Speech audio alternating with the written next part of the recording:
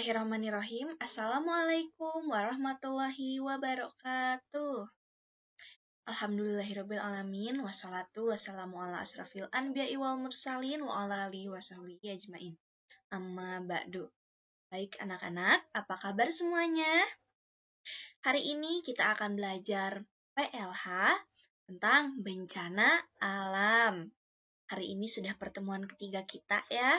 Kita masih membahas tentang bencana alam. Nah, anak-anak perhatikan dulu, Ibu ingin menyampaikan tujuan pembelajaran kita.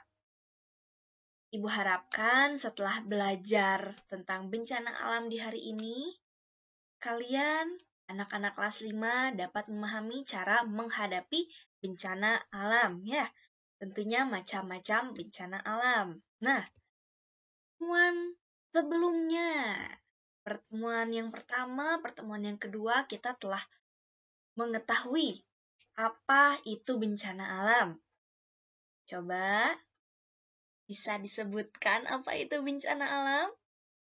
Bencana alam adalah peristiwa yang disebabkan oleh alam, yang tentunya menyebabkan kerugian ya. Selain kerugian, menimbulkan korban jiwa, kemudian menimbulkan kerusakan bangunan serta lingkungan. Nah, lalu kita juga telah mempelajari tentang penyebab bencana alam.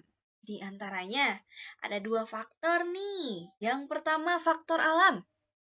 Faktor alam juga dibagi menjadi 2, yaitu bencana alam asal dalam atau endogen ya, dan bencana alam asal luar atau eksogen. Betul. Nah, selain faktor alam, ada juga faktor manusia. Minggu lalu kita telah belajar ada 8 macam ya. Yang pertama diantaranya ada tsunami, gempa bumi, longsor, erosi. Nah, erosi adalah terkikisnya lapisan tanah, baik oleh angin, oleh air, maupun oleh pengelolaan lahan yang tidak benar ya. Kemudian selain erosi, ada lagi nih yang mirip-mirip dengan erosi. Namanya abrasi. Kalau erosi itu di tanah, sering kita jumpai ya di pegunungan, di lahan-lahan yang miring. Kalau abrasi terjadinya di pantai. Nah, biasanya mengikis pasir di laut. Kemudian yang keempat, mohon maaf terhalang oleh video ibu ya. Yang keempat adalah upaya penanggulangan bencana alam. Nah, apa saja yang harus dilakukan? Coba dilihat lagi bukunya. Ya, baik anak-anak, itu semua telah kita pelajari. Hari ini kita akan mempelajari tentang bagaimana cara menghadapi bencana alam. Seperti yang sudah kita ketahui, bencana alam ini menimbulkan kerugian ya. Oke, perlu kita ketahui bahwa bencana alam merupakan peristiwa yang luar biasa yang sifatnya merugikan dan datang secara tiba-tiba. Artinya bisa kapan saja ya. Lalu, bencana alam ini, baik itu bencana alam tanah longsor, bencana alam tsunami, bencana alam gempa bumi, itu semua membawa dampak buruk dan merugikan. Oleh karena itu, kita harus selalu siaga dalam menghadapi kemungkinan yang akan terjadi. Nah, yang pertama, bagaimana cara menghadapi bencana tsunami? Bila kalian telah mengetahui atau melihat ada tanda-tanda tsunami, yang pertama, kita harus selalu tetap tenang. Jangan panik, karena ketika panik, kita sulit untuk berpikir ya, sulit untuk menentukan pilihan. Kemudian kita harus tetap berdoa kepada Allah Subhanahu wa taala, kita harus meminta perlindungan. Lalu kita harus menjauhi jaringan listrik. Lalu yang ketiga adalah berlari menuju tempat yang lebih tinggi. Yang keempat, jika sedang berada dalam kendaraan, segera keluar menuju tempat yang lebih tinggi. Kemudian dekatilah benda yang mudah mengapung dalam air. Contohnya, ban mobil, papan kayu, atau bambu kering, agar kita tetap bisa mengapung di dalam air. Kemudian, setelah surut, rilekskan diri dengan menarik dan membuang nafas perlahan. Setelah itu, segeralah cari tempat penampungan dan datangi tempat itu. Lalu, yang kedua adalah bencana gempa bumi. Nah, beberapa hal yang perlu dilakukan ketika terjadi gempa bumi. Pertama, kita harus selalu tetap tenang. Jangan panik dan berdoa kepada Allah Subhanahu wa taala. Kemudian, usahakan untuk berada di luar bangunan dan menjauhi bangunan. Dan jangan berada dekat dengan benda yang mudah runtuh. Seperti contohnya di belakang ibu, pintu, ya. Kemudian selain pintu, lemari, rak buku, jendela kaca. Karena ditakutkan kita akan tertimpa benda-benda tersebut. Dan kalau jendela kaca, ditakutkan kita terkena pecahan kacanya. Lalu, setelah itu yang keempat ya, jika berada dekat dengan bangunan dan kita sulit untuk berlari, dekati bangunan yang terbuat dari kayu. Mengapa harus kayu? Ayo kita buka bukunya halaman 69 ya, di situ ada penjelasannya. Karena kayu itu tidak terlalu berat. Ia lentur dan bergerak seiring ayunan gempa. Selanjutnya nomor 5. Jika kita berada dalam gedung, berlindunglah di bawah meja. Tutuplah kepalamu dengan benda yang lunak seperti bantal, tas, dan sejenisnya.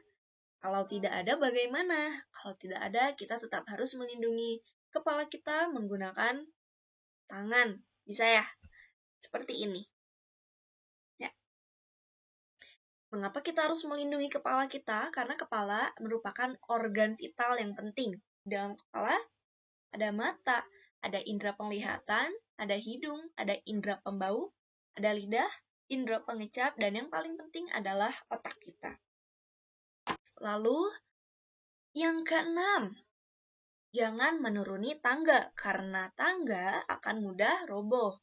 Jika berada dalam kendaraan, keluarlah dan berlindung di samping kendaraan, karena bisa menahanmu dari reruntuhan. Kemudian, setelah goncangan selesai, kembali lagi kita tarik nafas dan keluarkan dengan perlahan, agar kita rileks. Ya, selanjutnya ada gunung meletus. Kemudian ada juga badai dan angin topan. Pertemuan yang lalu kita telah membahas tentang gunung meletus dan angin topan ini ya.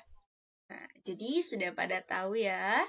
Setelah kalian mengetahui melihat tanda-tanda angin topan, kalian juga harus segera mencari tempat yang aman. Bila rumah dirasa aman, bila rumah kalian dirasa kokoh, maka tidak masalah berlindung di dalam rumah. Bila rumah kalian dirasa kurang kuat dan akan roboh ketika diterjang angin topan, kalian harus segera keluar, menghindari bangunan itu. Karena ditakutkan ketika angin topan datang, rumah kalian roboh, kalian tidak sempat melarikan diri, lalu kalian terkena pintu misalnya, kalian terkena lemari, itu berbahaya ya. Ya, kalau begitu kita lanjutkan. Yang kelima, ada bencana tanah longsor. Nah, bencana tanah longsor, Pak sudah tahu bahwa dapat dicegah. Ya, untuk itu, untuk menghadapi tanah longsor, sebaiknya kamu segera berlari ke arah samping longsoran. Apabila kamu berlari ke arah bawah, maka kamu akan tertimpa longsoran. Karena longsoran tanah arahnya pasti ke bawah. Nah, seperti pada gambar. Kalau kalian sedang berada di atas, kalian harus larinya ke samping, jangan ke bawah ya. Lalu, selanjutnya ada bencana kekeringan. Nah, bagaimana cara menghadapinya? Kita tahu bahwa kekeringan ini terjadi ketika musim kemarau lebih lama dari musim penghujan. Nah, untuk mengurangi dampak dari kekeringan, kita perlu melakukan pengaturan pemanfaatan air. Kemudian selain itu, saat musim penghujan, kita dianjurkan untuk membuat tandon air dari lubang-lubang agar lebih banyak air meresap ke dalam tanah. Lalu yang terakhir, ada bencana banjir. Untuk mencegah banyaknya kerugian akibat banjir, dapat dilakukan upaya reboisasi, kemudian penghijauan, penggerukan sungai yang dangkal. Ketika sungai sudah dangkal, harus dikeruk lagi ya, agar sungai itu menjadi dalam. Kemudian pembuatan sumur-sumur resapan dan penertiban bangunan di daerah aliran sungai atau das. Bila terjadi banjir, kamu dapat memindahkan dengan segera benda-benda yang mudah rusak bila terkena air ke tempat yang lebih tinggi, contohnya barang-barang elektronik biasanya ya. Coba lihat tabel pada layar. Nah, ini adalah tabel upaya menanggapi bencana. Jenis bencananya diantaranya ada angin topan. Bagaimana cara menghadapinya? Segera keluar rumah dan cari tempat yang aman. Kemudian, bencana banjir. Tadi sudah dijelaskan, memindahkan benda yang mudah rusak bila terkena air, lalu kita pergi ke tempat yang lebih tinggi. Kemudian, bencana tsunami, pergi ke tempat yang lebih tinggi. Lalu, gunung api meletus, pergi ke tempat pengungsian. Gempa bumi, berlindung di bawah meja, menjauhi benda atau bangunan yang mudah runtuh. Kemudian, ada tanah longsor, pergi ke arah sampingan longsor. Nah, yang terakhir adalah kekeringan, mengatur pemakaian air dan membuat tandon air saat musim hujan. Anak-anak, tolong kerjakan latihan soal dalam Google Form ya. Linknya akan Ibu bagikan di dalam grup WA. Nah, kalau begitu, sampai sini bagaimana? Masih ada yang bingung atau ada yang ingin ditanyakan? Bila ada yang ingin bertanya, boleh hubungi Ibu ya. Kalau begitu, Ibu akhiri saja. Mari kita tutup dengan membaca doa akhir majelis. Subhanaka Allahumma wa bihamdika asyhadu alla ilaha illa anta astaghfiruka wa atubu ilaik. Terima kasih banyak ya. Assalamualaikum warahmatullahi wabarakatuh. Semangat ke